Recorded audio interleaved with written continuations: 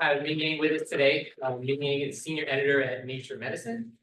He completed his undergraduate degree in epidemiology at King's College London, followed by a master's degree in pharmacology at University of Bristol, and a PhD in postdoctoral research at the University of Cambridge. During his PhD, Ming did an internship at Science Magazine and Science Translational Medicine. He was an editor at BMC Medicine in 2020 before joining Nature Medicine in 2022, where he handles papers on non-communicable diseases and public health. I've known Ming for about 3 years now, 2.3 years now, and I think it's been a privilege. He really exemplifies the values of kindness and competence in his editorial work. So thank you very much.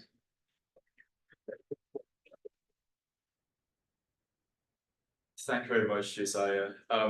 So actually, Josiah's paper on the Salurba heat-related mortality was actually the first paper I have ever edited in my time at Nature Medicine. So that's how there is a history of remembrance of things that I did, and he helped me a lot in peer review for many climate and environmental health papers for the journal. So I really want to thank Josiah not only for his help with the journal, but also in hosting me and organizing my whole day within Drexel and meeting with such amazing people and faculty and learning about the work. So it's really a privilege for me to be here. So I'm Ming, and so I handle research in the areas of global climate, planetary health in the journal. So I'm a bit of a jack of all trades when it comes to the different types of research that we handle. And so for this talk, I really want to focus and give some insight into the vision and our commitment within Nature Medicine in how we want to advance global health, as well as insights into the editorial and peer review processes that's happening within the journal. None of you are historians, so I try to I don't want to bore you with the history of Nature Medicine, but really Nature Medicine has been around for nearly 30 years. And so, I mean, many of you probably still know that, still think that that Nature Medicine is a basic science and a clinical journal, but this was the case before 2018. But since 2018, we have a reflection as an editorial team, a reflection of what it is to serve the medical and health communities. And so we felt that just focusing on basic sciences, preclinical and translational research is not really serving the medical and health community and tackling the sort of big health challenges around the world. And so in 2018, we made a decision to transition to a more clinical and health-focused journal, and we wrote the editorial on redefining medicine.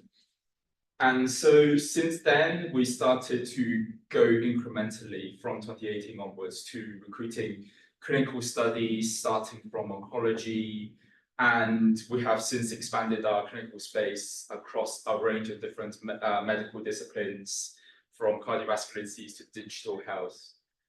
And we actually published our first research paper on global health, and that was actually by Jamie Miranda, and that was a cluster randomized trial on salt substitution in Peru, and that was our first ever paper in global health, and that was in February 2020. And so we also made a decision to expand into the public health and having representation of public health within the journal. And we contributed a lot to the COVID-19 and the pandemic efforts as a journal. in advancing really tackling the pandemic challenges during the COVID-19 era. But now that the COVID-19 pandemic has sort of gone away, but the public health is still here to stay, and so we want to make a commitment to champion areas of public health to address some of the biggest global health challenges of the 21st century, and one of which is certainly climate health. And so our ambition of being I guess a medical journal is that we want to be a Big 10 journal, capturing not just in the areas of discovery science, and we still have researchers working in the area of discovery science, and we still time to time publish research in that, but also to the clinical audiences, and also public health researchers, because everything in medicine and health is becoming more and more interdisciplinary. And so really these are the priorities of Nature Medicine within the public health field. So these are some of the priorities within Nature Medicine, from climate change and health, urban environments and health, mental health, universal health coverage, as well as diversity, equity, and inclusion. And I guess the diversity, equity, inclusion is not like just one research area that we want to capture. It is the value of the journal, and I will try and emphasize more of that later in the talk. So our overarching themes are things like interventions research, policy implementation, health service delivery models, social determinants of health, as well as in the areas of precision public health. So to start with the climate change aspect, so as many of you know, climate change is the #1 global health challenge of the 21st century, and so there's over 61,000 deaths attributed to heat in Europe, at least in summer of 2022.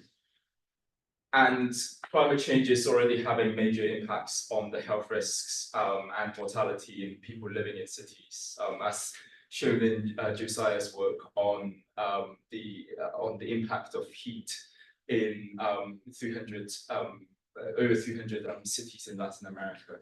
So it's not just in one area, it is in Europe, it's in Latin America, it's in Sub-Saharan Africa, it's everywhere. And so last year,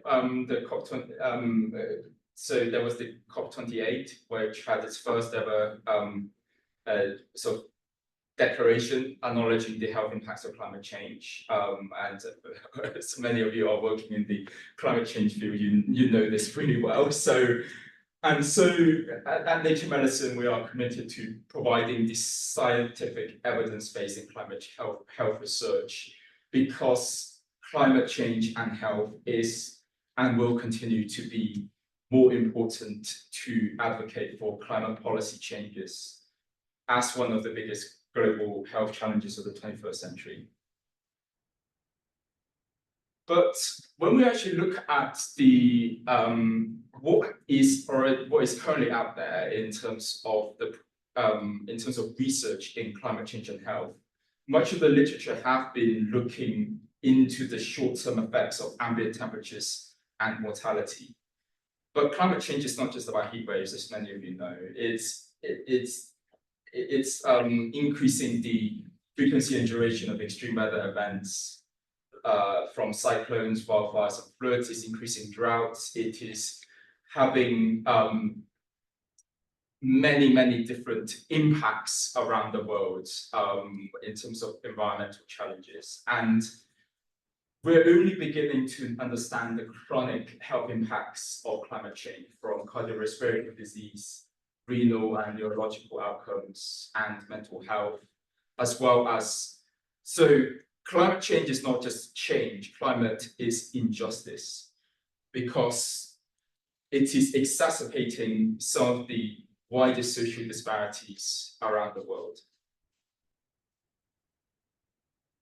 So as examples, we have published research in extreme weather events, and especially as more extreme weather events are happening more frequently around the world, we want to look into the health impacts of extreme weather events, especially in, for example, in the United States, as well as the health impacts of air pollution, such as especially the transboundary transport of ozone air pollution, and that is basically accounts for nearly 60% of ozone-related deaths in Europe. And inevitably, climate change will have the biggest health and mortality burdens on some of the most vulnerable populations in society. And a priority for us in nature medicine is understanding the multifaceted health impacts of climate change in diverse populations. And this is really what is required in order to promote a comprehensive response to address the impacts of climate change on health, which is one of the overarching aims of the UAE Declaration on Climate and Health of the COP28. So, one of the big issues around climate health research at the moment is that most of the output of climate health research has been driven in Asia, especially China and India, as well as Europe and the United States. But countries like regions like Latin America, in sub-Saharan Africa, and many Polynesian countries, the research output there are very, very much understudied. And these are the regions that experience some of the worst impacts of climate change. And much of the current research have been focusing on the impacts of climate and environmental changes, and rightly so, because we don't fully understand the full picture of the multifaceted health impacts of climate change. But this disproportionately less focus on the climate adaptation and mitigation interventions and policies. And this is a priority for us in the climate change and health research that we want to represent within the journal. So according to a review that we published last year from some of the department heads of climate and environmental health in the WHO, including Maria Nair and David. And so in that review about the 3 grand challenges of climate change and health, it is these types of implementation research where health policymakers have expressed a demand, especially the effectiveness of health adaptation measures, the co-benefits of health in terms of adaptation and mitigation measures, the development of decision support tools, and the economic impact of climate policy decisions. And there's a real urgent need to close the no-do gap in terms of health and environmental, climate and environmental research in health. And compared to other disciplines like mental health and infectious diseases, the area of climate change and health, the implementation gap is years behind those other fields. And so improving planetary health needs innovative solutions. And I hope to learn more about some of those innovative solutions in my talks with some of the SALURBAL team later today, including sustainable transport like cable cars, cool roofs, the development of sponge cities, as in the case of Wuhan, to reduce the impacts of excess precipitation and flooding, community gardens for sustainable food security, as well as urban redevelopment schemes. And so everything from health, environment, urbanicity, and climate, they all come together. So the one other aspect is really, what does nature medicine stand for?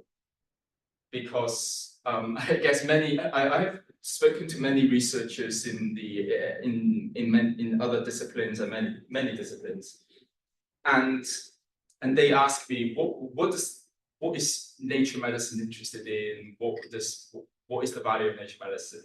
And one of the first acts as a journal in our decision to change our scope and transform nature medicine to where we are today is to launch a series in championing diversity, equity, and inclusion in health research. And that was back in 2021. And from the series and from the editorial that we wrote, we made a commitment to our readers and to the clinical and health community that we aim to increase the diversity and the representation of healthcare issues in diverse regions and diverse populations within our journal pages. And as such, we have not just written an editorial, we turned many of the diversity, equity, inclusion aspects into policies within editorial policies. And so the nature journals have introduced policies, and we've raised the bar around clinical reporting practices, including the transparent reporting of sex and gender in research, as in the case of the SAGE guidelines, the reporting of different ethnic groups in all domains of scientific and medical research. And we strive for gender parity when it comes to peer review and commissioned content. So the Nature portfolio have also signed up to the Trust Code. So this is the global code of conduct for equitable research partnerships. And so not just Nature portfolio, it also includes institutions, research institutions, as well as funding bodies, and also political and non-governmental organizations. And so a commitment for us in nature medicine is that we have policies to address helicopter research and ethics dumping. And so as part of the, as many of you know, community stakeholders, local stakeholders and indigenous groups have often been excluded in the research process. And so a part of the ethics and inclusion framework at Nature Medicine is really in terms of the conduct and the publication of inclusive research, is that we aim to build and support collaborative efforts and building research capacity in diverse settings, especially in under-resourced settings. And so as part of the ethics and inclusion framework, we champion the disclosure statement of inclusion and ethics. It's essentially a statement where the authors inform the readers how community stakeholders have been involved in all aspects of the research process, from the study design to data analysis to the writing of the manuscript. And the statement is also a reflection of how equitable the research partnership is. We also ask that local contributors are our main authors in all of the publications. And we also encourage the citations of okay, yeah, right. We also encourage citations of local and regional research to increase citation diversity. And we make a commitment to increase the geographical diversity when it comes to selecting peer reviewers to assess the context of the research. And if a research paper is written in a way or is not relevant to the context that the study is done in, we cannot consider these.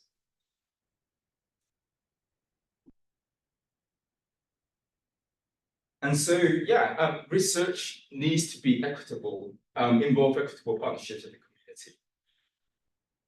And research needs to be community-led. And this is from an editorial that I wrote last year, reflecting the successes and the challenges of implementing this ethics and inclusion framework for health research within nature medicine. And certainly that was reflecting the 1-year progress of implementing this framework. And there has certainly been challenges with, especially with certain authors, especially in certain study designs like systematic reviews and modeling studies. But fundamentally, this is a commitment to the journal, is here to stay. And the aim of health research is to make a long-lasting and positive impact to the health of communities involved. And this is a value that we will continue to champion within the journal.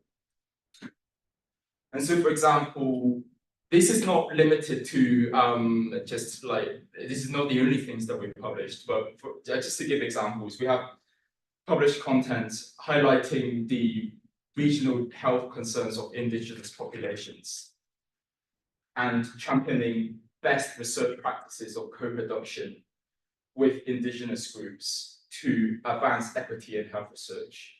So, for example, we published a review which was entirely authored by indigenous groups, providing recommendations on how to do research with indigenous groups.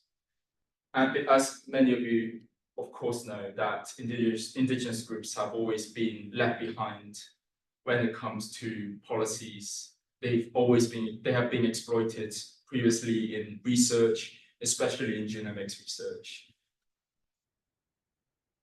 And so even in populations, especially people are living longer, we also want to champion the diversity of research in specific regions, not just in America and in Europe. And so, for example, we published this study which is across, I think, many different Latin American countries, highlighting that social determinants of health is a key factor into healthy aging in Latin American populations. Of course, Usama's not here, but I mean, health disparities is not just in populations, it also happens in cities. And even when translated regionally in cities, there are wide healthcare disparities that substantially impact mortality from causes like violent and unintentional injuries.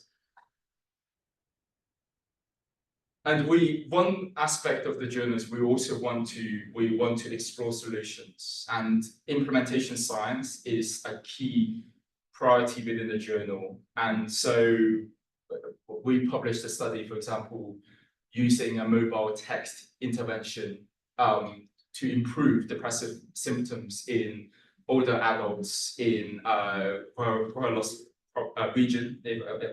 Sorry if I mispronounced this. Guarulhos region in Brazil, as a way to address inequity in terms of access to healthcare. And so certainly this is an area that we have a keen interest within the journal. So really, the future priorities for global climate, planetary health research in nature medicine that we think are a better understanding of the multifaceted health impacts of our environment and climate, and determinants in diverse regions and underserved populations. Close the no-do gap, especially researching into the effectiveness and the implementation of interventions at the individual, community, and population levels. And we particularly champion grassroots research led by communities via equitable partnerships. So yeah, that's really the values of nature medicine, and So I also wanted to include here the sort of aspects of the editorial insights of which I think will hopefully help many of you in terms of how to submit research and how we handle research papers in terms of the editorial and peer review processes within the journal. So at the Nature Research portfolio, there's actually a pyramid, really. So that at the top, there's Nature and Nature Medicine. I put Nature and Nature Medicine together because we actually have quite different scopes. Nature is not as interested in public health, I dare say so. Whereas Nature Medicine is really wanting to champion public health as a priority within the journal. And then below that are the nature research journals like Nature Climate Change, Nature Metabolism, Nature Sustainability. And there's also new journals like Nature Cities. So these are more of a sort of more field and topic specific within the journals.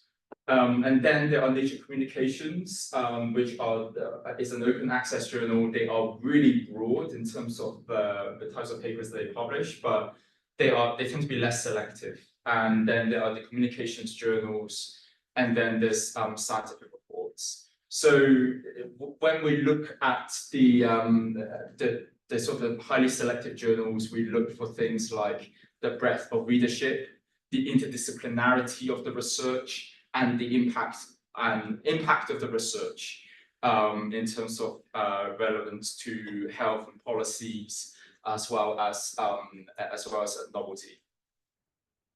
Whereas the journals like scientific reports, they are less interested in the novelty of the research. They're more sort of sound science journals, where it's really the only thing they really look for is the scientific rigor. So this is really the scope of Nature Medicine in terms of research. So we consider all aspects of clinical and public health research, from clinical trials to observational studies to meta-analyses, biomarkers, as well as anything in the areas of public and global health, from modeling studies to implementation science. So we rarely consider research like clinical trial protocols. We just don't accept clinical trial protocols. We are very, very selective when it comes to qualitative studies that are only qualitative studies, because many of the qualitative studies are really outside of our scope. But we do have a very high interest in terms of mixed methods research. We don't really consider papers that are only focused on method development, like if it's developing a technique or a new analysis method. And we just move beyond things like cell lines and mouse models and physiology. So in terms of what you can always do before you want to submit a paper or a proposal to the journal, you can always provide a pre-submission inquiry. So these are queries as to whether the topic falls within the scope of the journal. And what we need is just the title and the abstract and perhaps some of the main figures. The figures is optional. And you can either submit this via the online system as a pre-submission inquiry, or that you can just email me and to see whether this lands within the scope of the journal. So this is probably much easier for you, because you don't then have to, at least you know whether we will be interested in the work or not, or whether it's within our scope. And we'll get back to you within 1 or 2 days. And we can either say no, that this is not really conceptually for us, or we can say yes, that we are interested in the work. Sometimes we will guarantee peer review, even based on the abstract, or maybe is that if we need to see the full manuscript for full evaluation. So when it comes to submission, you can always look at the journal's guide to authors, but we don't need the manuscript to be formatted to the style of Nature Medicine. So what I would suggest when you write any research paper, is to provide sufficient methodological details for the editors to reviewers to evaluate the work. And in many cases, I do see papers where they have 1 page of methods, and that's just really not enough. And these really get picked up in peer review. And there are always comments around the rigor of the work if the methods are not transparent. Always write with a big picture mindset, so have a broad readership in mind, not just for a specific audience. So really highlight the clinical or public health implications of the work, as well as highlighting the advance of the study. And also, I mean, this is very counterintuitive. Don't oversell the findings of the work and highlight the limitations. We always expect the limitations paragraph for any type of research paper. So the covering letter, keep it short, don't repeat all the main findings of the paper, provide the context of the research, or even the correspondence, commentary, reviews, whatever type of paper you're working on. Provide the context in the field, how the work contributes to the literature, and why you feel that the paper is a good fit for the journal. Do acknowledge if you have discussed the work previously with the editor, did they encourage you to submit? Also, do include the acknowledgement that the paper is not under consideration elsewhere, because we can't consider dual submissions. Especially for clinical trials, I'm not sure whether many of you are working on clinical trials. We only consider what is called prospective registered trials. So that is that the trials are registered in the clinical trial registry before the enrollment of the first participant into the trial. We ask for consult guidelines to be followed and the provision of a protocol and statistical analysis plan. The abstract needs to include the clinical trial number, the registration number, whether the trial is completed, and what the primary and secondary endpoints of the safety of the trial is, as well as the dates of recruitment and any deviations of the trial from the study protocol. So when it comes to editorial review, so what do editors look for? First of all, is we look for the scope. We look for whether the study or the paper is appropriate for the journal. Is it tackling an important clinical or public health issue? Is it relevant to health and implementation outcomes? We also look for the conceptual novelty.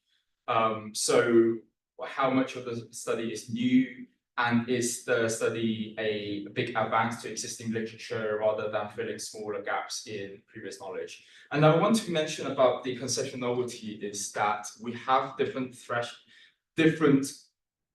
expectations for conceptual novelty. So if it comes to, for example, risk factor epidemiology, we have a higher bar for conceptual novelty, just because there is a lot more research literature in there.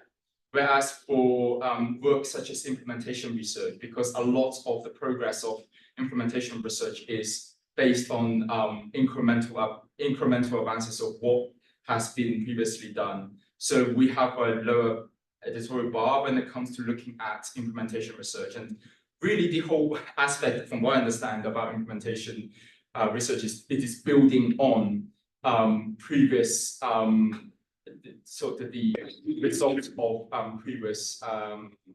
previous studies in, for example, pilot findings and scaling up. So we also look for the methodology and the robustness of the findings. So how are the conclusions, whether the conclusions are strongly supported by the data presented, and this is aided by the peer reviewers' reports. So at Nature Medicine, we don't have an external editorial board, which is quite different from the other journals, including the Lancet and JAMA. So when it comes to peer review process, what we editors think is really the goal of the peer review is is to improve the paper to its best. It's not trying to find a way to reject the paper. At least that's not what I as an editor, what I think, what I aim to do. Is to really try and see how much the paper can be improved with the reviewers' comments. Of course, many times we do end up having to issue a rejection decision if there are fundamental flaws with the study design, or if the reviewers raise concerns about certain issues of the study. So what the reviewers assess are whether the conclusions are supported by the data, whether there are the appropriate methodology that is used to address the research question, strengths and limitations of the study design, whether there is sufficient methodological details to the study, as well as statistical analysis. So in certain studies, like for example, clinical trials or quasi-experimental studies, we may have to look for a statistician or someone who is a methodological expert in the particular methodology.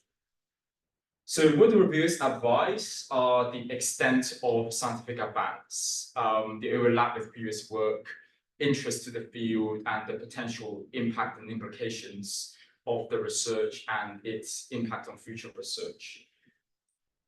So at the end of the day, editors and not the reviewers make the ultimate decisions on proceeding with the manuscript. So when it comes to selecting peer reviewers, we generally don't go to the excluded referees list. If you have a list of referees that you want to exclude, we will honor that within reason, just because we can't exclude half the field, and many times authors try to exclude half the field that I have seen. So sometimes we also contact recommended and suggested referees. We don't contact close collaborators, people with shared funding, same institutions, close relatives of the academic or personal pedigree. We typically choose referees to specifically comment on separate aspects of the paper. So, for example, if a study is on climate impacts on hypertension, we will try and find a climate change reviewer, as well as someone maybe working on cardiovascular diseases and public health. So we try to diversify our reviewer pool, especially when it comes to regional relevant research. We'll always find a reviewer from that region. And yeah, so we also consider gender balance and geographical spread. So our timelines are that we aim to assign all referees within 14 days of submission date. We, for referee reports, we ask the referees to return their report within 2 weeks of agreeing to peer review. We will then need to take about a week, maybe 3 days, 5 days to basically assess the peer reviewers' reports with the paper, as well as to bring the paper to the editorial meeting. So at Nature Medicine, we discuss all research papers at the first round of peer review and not before peer review. And in total, we aim to get a decision after the first round of peer review in less than 40 days from the date of submission. So after peer review, what do we do with the reviewers' comments? So the primary handling editor, such as myself, will then summarize the reviews, note the areas of expertise of the reviewers, and also the key points of the review. We then bring the manuscript and the summary to an editorial group meeting for discussion with the rest of the editorial team, as I mentioned. And what we consider are whether do some or all of the reviewers express enthusiasm in the paper. And that's not just research, it's in reviews and perspectives as well, which we also send out to peer review. So, and is the work a substantive or a novel contribution to the field? And we also look for whether the concerns can be addressed by the reviewers, or whether these are insurmountable limitations to the study that where it is not, it's very difficult for the authors to address. So when it comes to rejection, there are three ways that you can really go after the first round of peer review. So you can either appeal the decision. You can always transfer the manuscript to a different journal within Springer Nature, or you can decide to submit the paper elsewhere. So when it comes to appeals, so there are things that are helpful. There are points that are helpful, and there are points that are not helpful. And we always assess appeals on a case-by-case basis. And we assess everything on a case-by-case basis. So it's not helpful if the basis of the rejection is not clear, if the editors and the reviewers made a fundamental misunderstanding or misinterpretation of the study, if the authors are able to acquire data or plan new analysis or offer something to directly address the major technical concerns raised by the reviewers. What is not helpful are that if all of the reviewers identify a major conceptual concern or major conceptual concerns, such as novelty, or a really fundamental aspect of the study design that is just unaddressable. If, for example, multiple previous versions of the manuscript has been considered before, so we had times when we reject the paper, they appealed, we give them a chance to address the reviewers' concerns, they didn't, we reject it again, and they appeal again. And so we just can't go through multiple rounds of appeal and revision, because it's not fruitful for anyone. It's not fruitful for the editors, it's not fruitful for the authors. They might as well try somewhere else, maybe even in a new journal and with a completely different set of peer review reports. It's often not helpful if we reject a paper before peer review. And this is usually due to conceptual aspects and scope aspects, as opposed to technical concerns. If the appeal involves trying to guess the reviewer's identity, accuse the reviewer of bias, celebrity endorsements, if I've seen appeals where they say that everyone in the faculty thinks that reviewer 3 is rubbish. So this is not really helpful, or if it's criticizing previous papers that we have published or published elsewhere. So the key to an appeal is to make a scientific and not a subjective argument to the reasoning for why editors should consider the paper. So when it comes to transfers, if we reject without review, the handling editor can recommend transfer of the paper to a specific journal. The paper will then be assessed as a new paper after transfer. The handling editor can also discuss with the new potential journal, and they can express interest and provide contact details and a commitment to peer review. When it comes to reject after peer review, all the processes are going to be very similar, except that the peer reviewers' comments are going to be shared with the editors of the new target journal. And then the editors will then take these into account when deciding if they want to pursue the paper or not. So at the end of the day, I think that the editors are on your side. We always look for the best outcomes for our authors. Sometimes there are issues like scope, or if it's not in an area of priority within the journal, or if for many reasons. Unfortunately, we cannot consider every single paper submitted for publication. But if we can't offer publication in Nature Medicine, we work to help with you to find a suitable home for your work.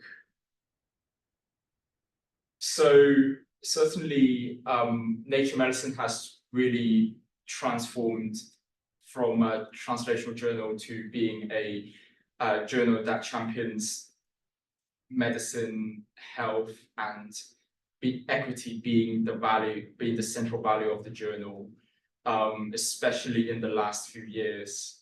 And I hope that, well, in coming here today, that we can foster collaborations, and so that you can be part of the Nature Medicine journey, or if not already, to be with part of Nature Medicine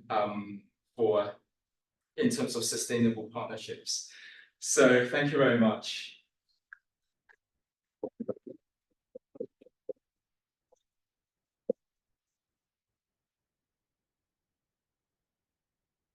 We have time now for questions and answers. Yeah, anyone in the room first? Hi, I do have a question, but it's more about like your career. How do you ended up there at Nature? Like, how do you decide that this is what you wanted to do?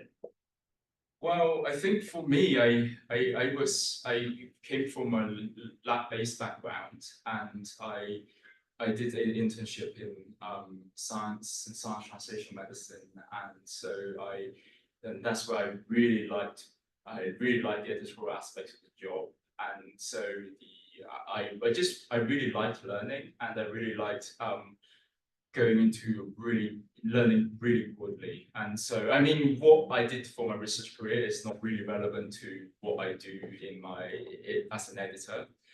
But I think, I think one aspect that I really like, that really motivates me in my job is really that I'm working for a journal that puts diversity in terms of regional diversity, and also equitable equity as a central value of the journal.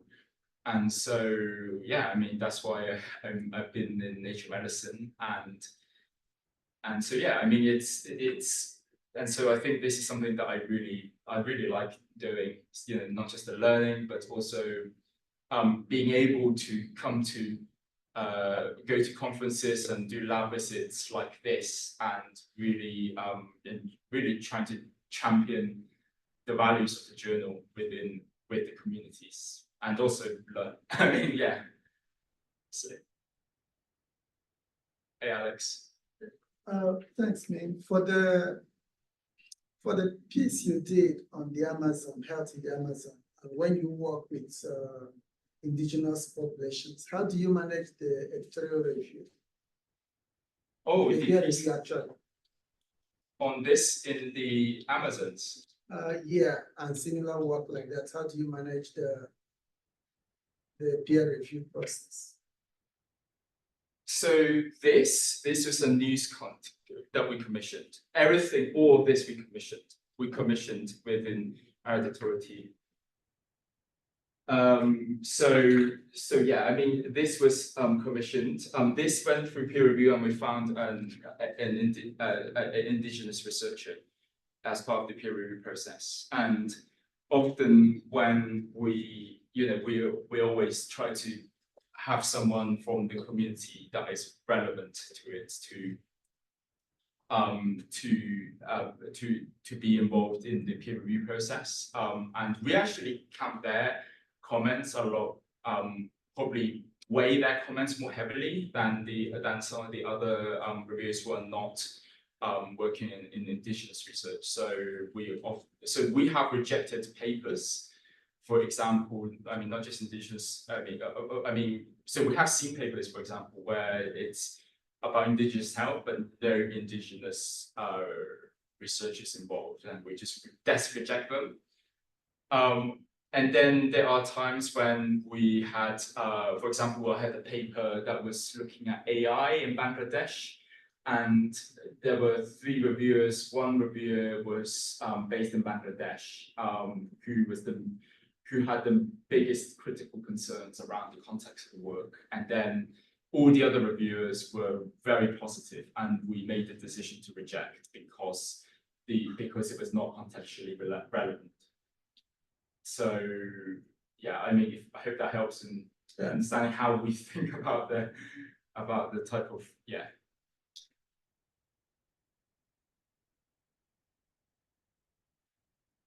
Just a little bit about what kinds of papers kind of you're getting recently. I'm just curious.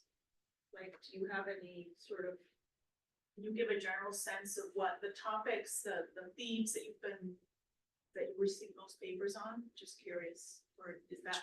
do you mean by things like climate change and? Yeah, general okay. topics or, We if you get, don't have that data, that's okay. I'm just curious. I can tell you, I mean, we get a lot of papers, and I think we are just really, it's becoming more saturated. A lot of papers on heat, loads of papers on heat, and sort of like sometimes even like very technical papers on developing like a new prediction based on, you know, like new, it's not even relevant, like I mean yeah, I mean, so there are many different types of papers that we just do not consider now. Yeah. Heat, that is just very generic heat papers looking at, you know, one health outcome, the other health outcome. And the other thing is that this is the thing we reject a lot, is basically research in 100 low and middle income countries looking at heat and another health outcome, you know, just pick your health outcome. And all the researchers are based in China, or all the researchers are based in another region, and not even no representation from low and middle income countries at all. We just reject that, and we even write in the decision letter, this is a violation of our policies. And then there are some types of work where it's, well, air pollution we get far too much on, with PM 2.5, too much stuff that we get, and pick your health outcome, that is another one. PM 2.5 we just do not consider. And then there are some other things very specific to very specific events. So we do sometimes get wildfires, and and it's also another pick your health outcome with wildfires. And so I think we're just kind of moving beyond pick your health outcome and a particular event. And I think we need to really look at everything in a more integrated manner, in terms of the multifaceted health impacts, how they interact, because it's not, you know, when it comes to environmental issues, climate issues, it's not about, you know, it's not about a specific health outcome that's going to be impacted. It's about everything. So yeah, I think so. From that, we kind of move beyond that. Yeah. Online questions. Oh, This one's from Waleska, from the Politics and SALURBAL Project in Brazil. great. She asked, thank you for this unambiguous presentation. Can you say a little bit more about your experience in accepting mixed methods papers, for example, using EPI and qualitative methods? So we don't publish much mixed methods papers, but what we are very interested in are mixed methods papers that is involving things like implementation of a particular policy, implementation of a particular intervention, regionally or even nationally. And we are happy to accommodate both the quantitative and the qualitative aspects of the mixed methods work. So one thing about just a formatting aspect of the journal, we have an unlimited methodology section. So we don't have any word limits to the methods. Although the introduction, results, and discussion is limited to about 4,000 to 4,800 words. So you can, especially with mixed methods research, if you want to include sort of very detailed aspects of the methods in terms of the mixed methods part of the methodology, this is something that we can accommodate. And yeah, I mean, I think this is apparently from the feedback that I get, this is the sort of the word limit is sort of the on the more generous side. So yeah, I thank you for the question. We have a couple more. So, says, thank you for your presentation, very useful. How is nature medicine supporting and encouraging submissions from researchers in developing nations where individual and in many cases even institutional capacity may be limited to cover the APC? Thank you. So we do have APC waivers in many, I mean, obviously, this is the thing that I do, that from the editorial aspect, we very much are very much disagreement and very much in conflict with the commercial aspects of the company, because we don't think that APCs is it really is equitable at all, and it really increases equity barriers. But what I can say is that we do have waivers for, I think, 50 or how many, I can't remember how many countries, 50 of the countries in that are classified as low and low middle income countries according to the World Bank. So I think half of those countries there's a full waiver and half of them is a partial waiver. I guess if it helps in any way, there's also I didn't know this until I handled a paper quite recently from where I was working very closely with researchers in Brazil for that text messaging paper. That one of the authors actually had an institutional agreement because it's in King's College London, and had an institutional agreement with Springer Nature, and so all the APCs were covered by the institution. And that author was that researcher was in the author list. But yeah, we are certainly working behind the scenes. I mean, we are exploring ways to have more flexibility and more sort of regional APCs. That's something we're really striving for.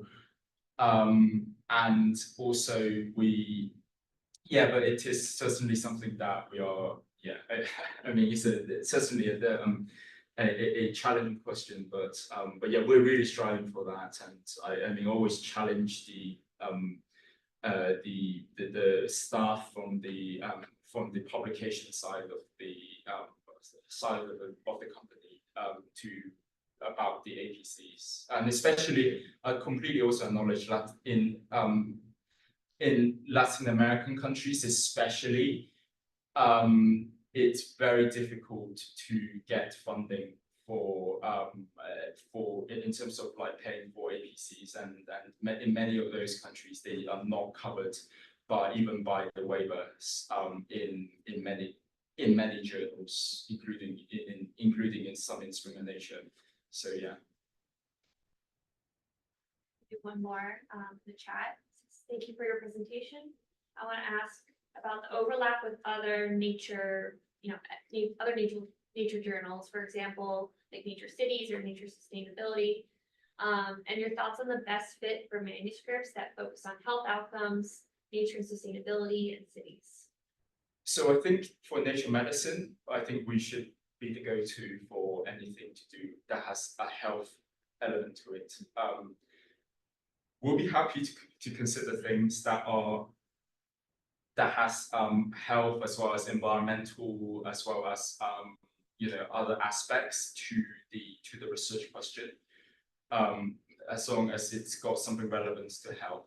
I think for other journals like Nature Climate Change and Nature Sustainability, they are happy to consider papers like exposure assessment studies or anything that doesn't have a health angle to it.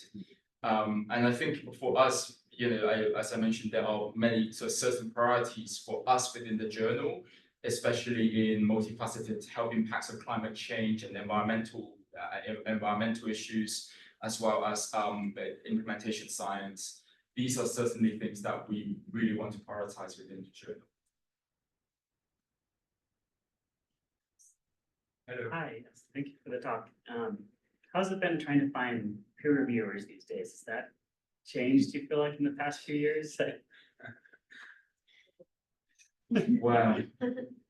I know, are you an editor? I was an editor at Science Advances and, Oh, yeah.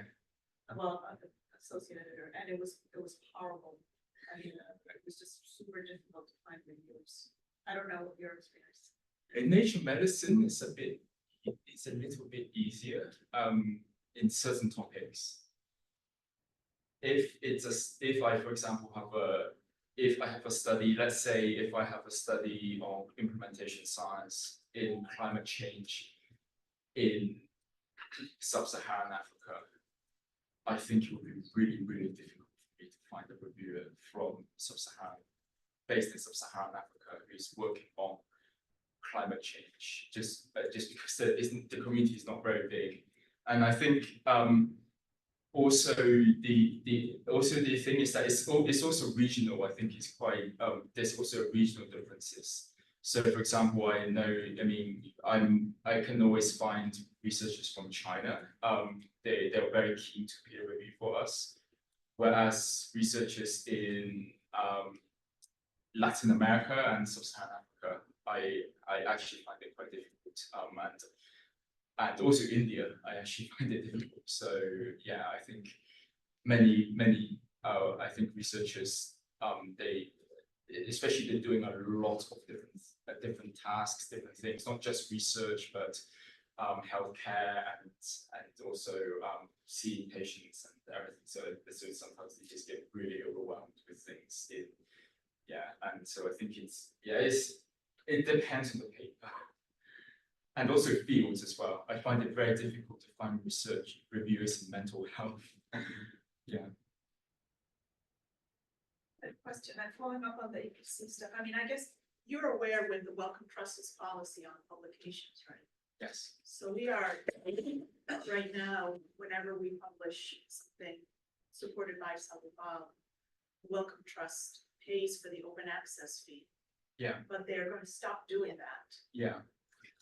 We have, I think, one more year of this, and then after that, if the fees are what they are, we will not be able to publish in any of these journals, because there's no way our institutions can pick up the cost. It's impossible, and we can't bill it to the Wellcome Trust. They won't pay for it. Right. So we just won't be able to publish in these journals. And it's really a problem. We're sort of caught in the middle, but. Yeah.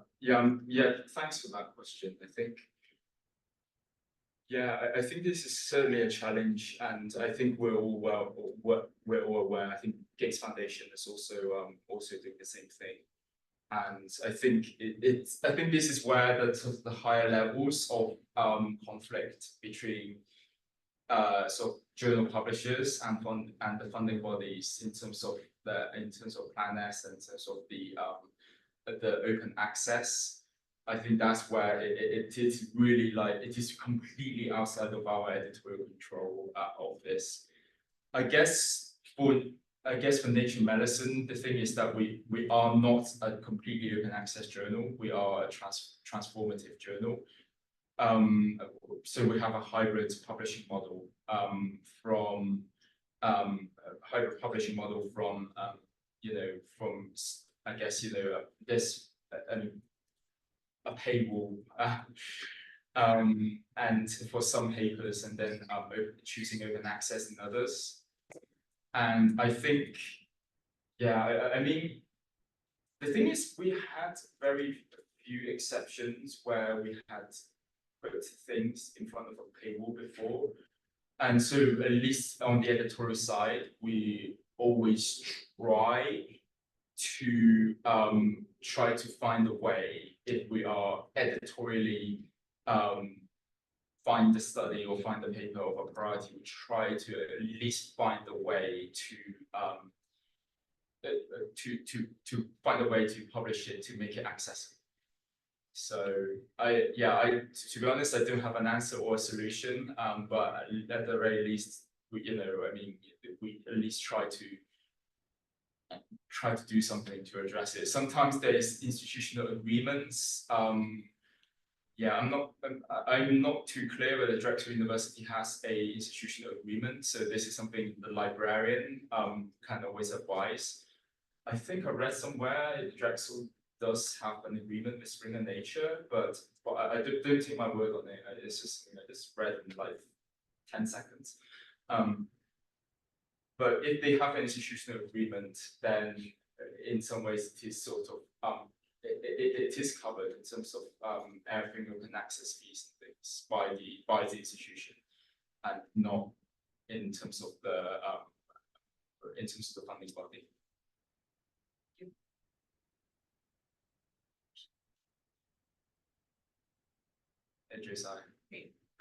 Could you say something a little bit more about the appeal process? How often is that successful? Is it?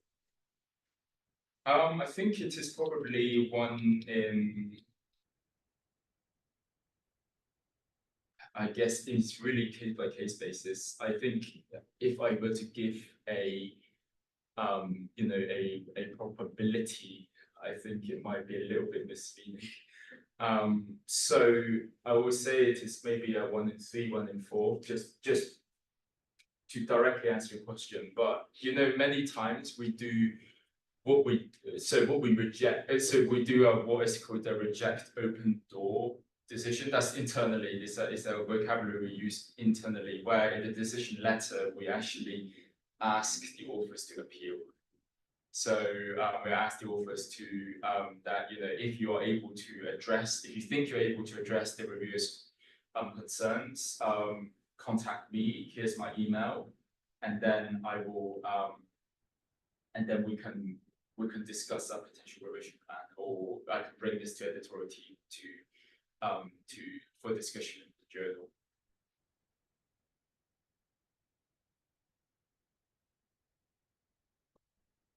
Right. All right. Thank you.